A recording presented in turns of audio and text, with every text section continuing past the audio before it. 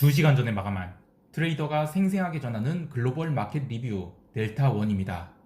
어제 우리 시장은 외국인 현물 매도가 가득했지만 선물 매수도 제법 많이 들어오면서 이제 대충 바닥이다 라고 생각하신 분들도 있었을 텐데요. 반대로 유럽 시장은 장 초반에는 완전 언더슈팅 또 나는가 했던 것들이 장중 저점 대비 2.5% 이상 올라서 마감했고, 미국은 미국대로 시초가 강보합 출발해서 장중에 조정 한 번 없이 스트레이트로 2.4% 넘게 올랐다가 막판에 60% 이상 상승폭을 반납하면서 끝났죠. 뭔가 딱 마음에 들지 않는 그런 모습들이 이어지고 있는데요. 이 게임스탑 사건에 가려진 시장이 본질을 찾아서 설명드려 보겠습니다. 먼저 아시아 세션부터 갑니다. 어제 미국 시장이 그 사단이 났음에도 불구하고 우리 시장이 갭다운 폭은 생각보단 크지 않았어요. 3% 넘는 하락이 나왔다고 하면 거기서부터는 강력하게 델타를 위로 열고 담아볼만 했는데, 어중간한 위치에서 출발해서 역시 이런 갭다운에서는 우리 시장이 일단 닥치고 롱 잡으려는 세력도 많구나, 그런 느낌을 받았습니다. 근데 재밌던 게 이 현물 시장에서야 워낙 요즘 대기 매수세가 많다 보니까 개인들은 또 처음부터 하루 종일 주식 사서 장 마감까지 스트레이트로 1주 9천억 매수를 했어요. 그런데 선물 시장에서의 개인이 반응은 달랐습니다. 장 초반부터 계속 숏을 쌓는 거예요. 역시 파생시장에 남은 개인은 울트라 선수개미밖에 없는 것 같아요. 갭다운이 나와서 반등시마다 숏을 쌓는 모습도 그러거니와 이 변동성이 터진 이 풋옵션을 눈물을 머금고 손절해 가면서 풋옵션을 환매한 모습도 전형적인 일반 개미들과의 반응과는 다르다고 할 수 있겠죠. 하여튼 그 결과로 장 초반에 30분의 장중 저점을 갱신한 등 추가 하락이 있었어요. 그런데 조금 다른 일도 있었습니다. 옵션 트레이딩을 하면 느꼈을 텐데요. 이 장 시작 후 풋볼이 살아나는 건 뭐 당연하죠. 환매가 들어오니까 그건 당연했는데, 그 뒤로 9시 30분부터는 콜볼이 엄청 살았습니다. 사실상 외견상으로는 뭐 선물 매수가, 외국인 선물 매수가 시장을 위로 당긴 게 아니냐 할 수 있는데요.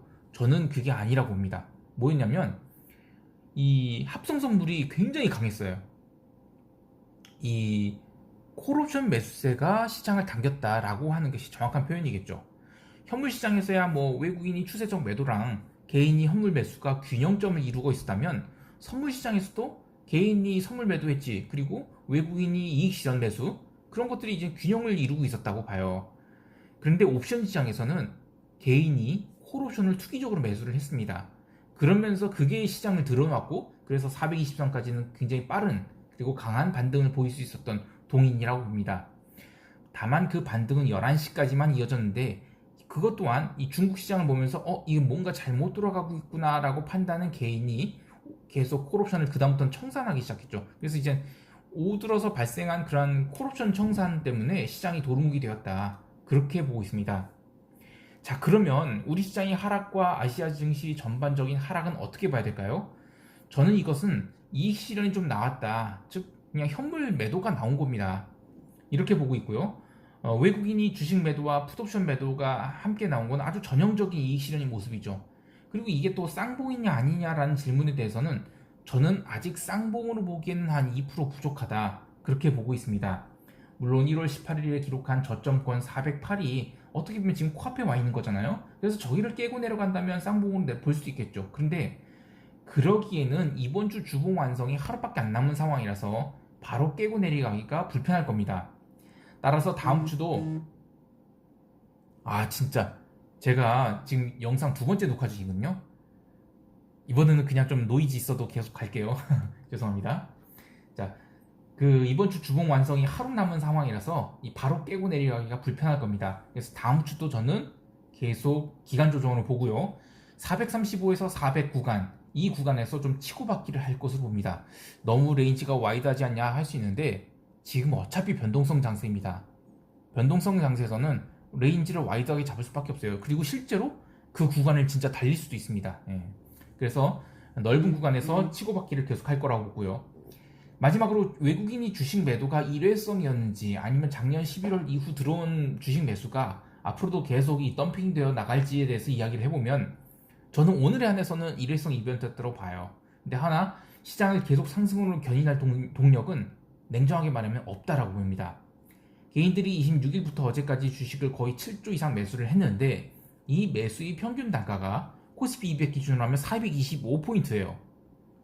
그러니까 여기서부터 10포인트 이상 갭상승하면 개인은 반드시 매물을 내놓을 겁니다. 그리고 그 매물을 받아줄 세력이 외국인일 리는 만무하고요.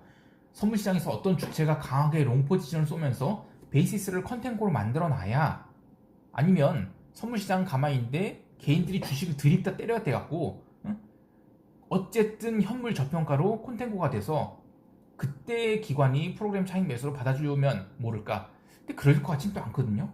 따라서 결론을 내리자면 우리 시장은 점점 고점이 내려가고 저점은 다음 주에도 한 번 더 트라이 할 수 있는 그런 기간 조정을 이어갈 거다라고 보겠습니다. 자, 이 정도로 하고 바로 유럽 세션 넘어갑니다.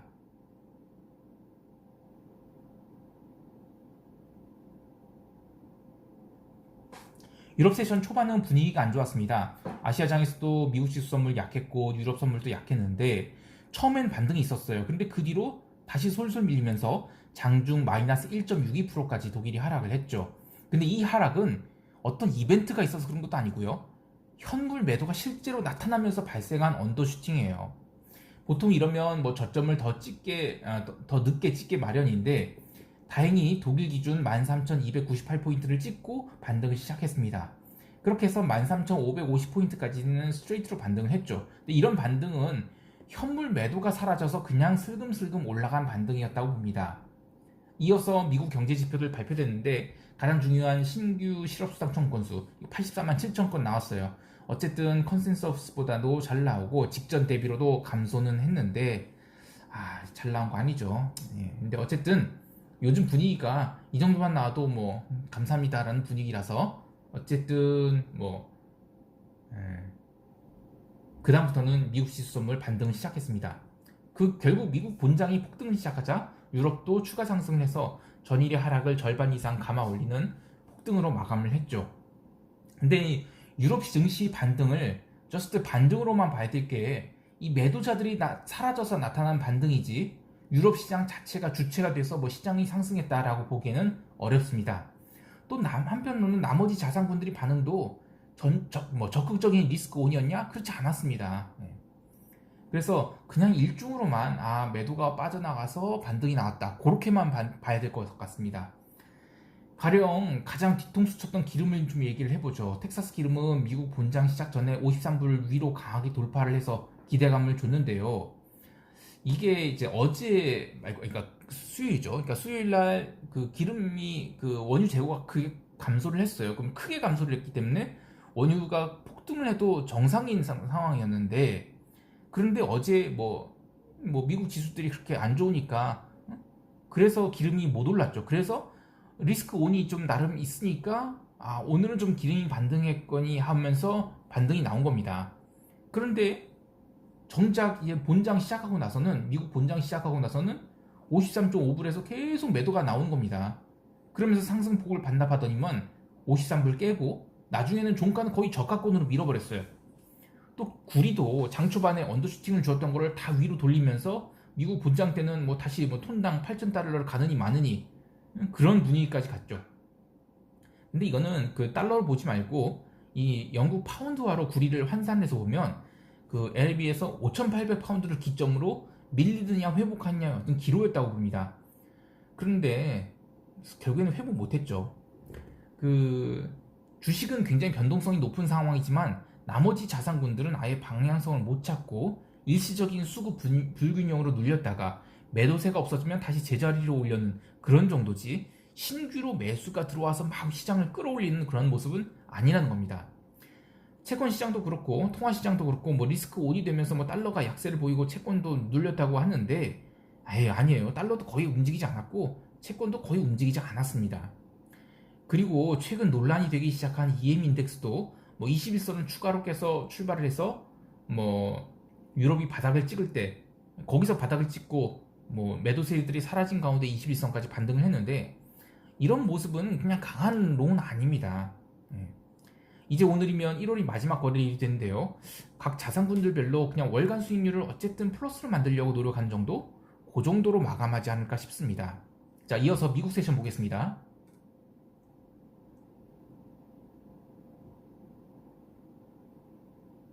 미국 세션에서 이번처럼 이 실적 발표가 묻혀진 때가 있었나 싶을 정도로 온통 게임스탑 이야기밖에 없었죠. 이 유럽 세션에서 열린 미국이 그 프리마켓에서는 게임스탑이 한때 $500가 넘는 가격에서도 거래가 됐는데요. 그러나 그 뒤로 술술 밀리기 시작해서 장중에는 $110까지 하락한 등 아주 난리도 아니었습니다. 이 가운데 참 여러 가지 일들이 있었죠. 뭐 신규 주문을 받지 않는 증권사가 있다든지 또 전자거래를 제한하는 증권사도 있었고요. 근데 참 이게 불공평한 일입니다. 시황을 이야기하고 있으니까 길게 이야기하지는 않겠지만 투자자를 보호한다는 명목 하에 이 거래를 제한시키는 것 혹은 신규 주문을 막고 청산 주문을 허용한 것은 사실상 어떤 투자자를 보호하냐 이건데요. 헤지펀드 투자자를 보호한 거죠. 예. 언론에서는 막 이 신규 진입하려는 투자자들이 터무니없는 가격에 매수를 하는 걸 막기 위하다 라고 하는데 냉정하게 얘기해보면 그건 아닙니다. 신규 진입하려는 투자자를 보호하기 위해서 막은 게 아니에요. 진짜 이 사고가 나서 헤지펀드들이 시스테머틱한 리스크를 만들까봐, 그러니까 엄청난 그 쇼커버를 하기 위해서 나머지 자산들을 헐값에 때려 엎으면서 그런 나머지 자산은 또 롱을 레버리지로 거는 애들이 또 자기 포지션 또 꺾어야 되는 그런 시스테머틱한 리스크가 전이될 것을 막기 위해서 그 헤지펀드를 네가 잘 포지션 잘라내고 나올 수 있도록 그 헤지펀드를 보호해 준 겁니다.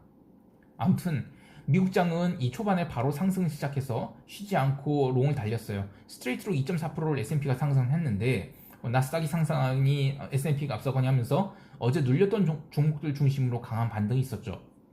근데 문제는 새벽 4시 이후에요. 어제 미국이 반등한 거는 거래가 있어서 반등을 한 게 아니라 매도 물량이 없어서 안도가 돼서 반등을 했다라고 그렇게 봐야죠. 그렇게 반등을 하고 나서는 한 4시쯤에 이제 민주당이 뭐 현재 증시 상황에 대한 청문회를 열기로 하면서 시장에 불안감이 조성됩니다. 그래서 사실상 내려올 때도 그냥 줄줄 흘러내린 거지 뭐 누가 때려서 내려온 게 아닙니다. 미국 시장을 꼼꼼히 살펴보면 오늘 상승이 그렇게 좋은 상승이 아니었다는 걸 확인할 수 있는데요. 우선 지수가 2.4% 스트레이트로 올라온 동안에 변동성이 죽질 않았어요.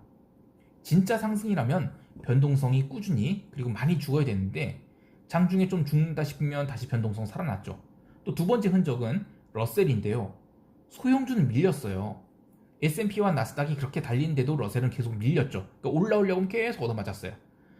결국 점심시간 이후에는 아예 마이너스권을 보여줬는데요. 러셀이 약한 것에 대해서 시장이 뭐 일종의 대형주를 일종의 안전지대로 여기고 있어서 그렇다고 하는데 뭐 일리는 이야기이기도 해요. 그런데 이 이야기를 잘 뒤집어서 생각해 보자고요.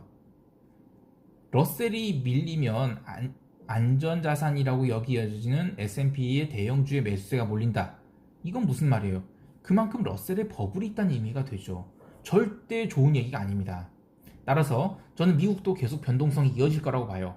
양 큰 봉들이 막 없어지고 꼬리가 점점 달리기 시작하면서 저점을 높이고 뭐 그런 모습이 나오기 전까지는 시장은 불안감을 멈추지 않을 거로 보입니다. 자, 그리고 또 하나의 꼭지에 대한 또 하나의 어떤 그 이슈인데요. 지금 통화시장 관련해서 계속 에너지가 멈추고 있습니다.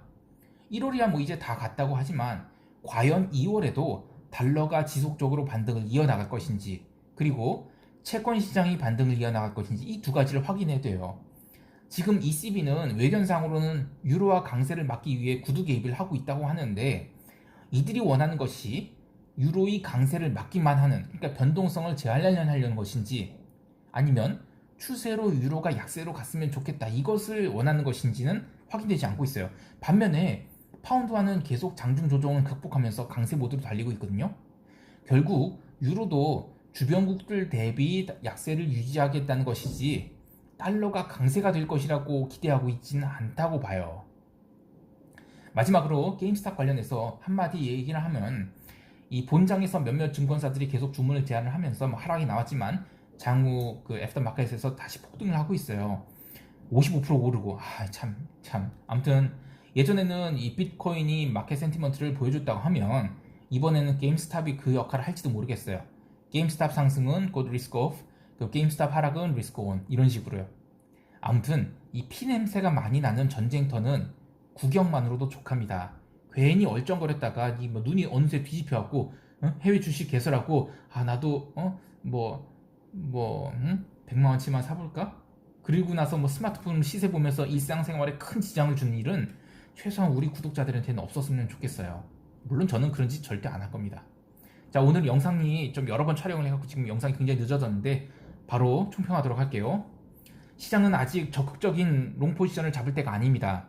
그리고 다음 주부터는 이 옵션 만기가 코앞에 다가오게 되죠. 변동성 매도가 활개칠 수 있기 때문에 옵션 매수자들은 조심해야 되겠어요. 근데 이거는 풋옵션만이 아니라 콜옵션도 마찬가지입니다. 옵션 오버나잇에 대한 부담감이 있기 때문에 리스크 관리 잘 하셔야 되겠고요. 제가 다시 주식 매수를 적극적으로 콜할 날이 다음 달에 좀 올 수 있었으면 좋겠습니다. 오늘은 1월이 마지막 거래일인데요. 최선을 다해서 좋은 성과 내셨으면 좋겠습니다. 이상 델타원이었습니다. 감사합니다.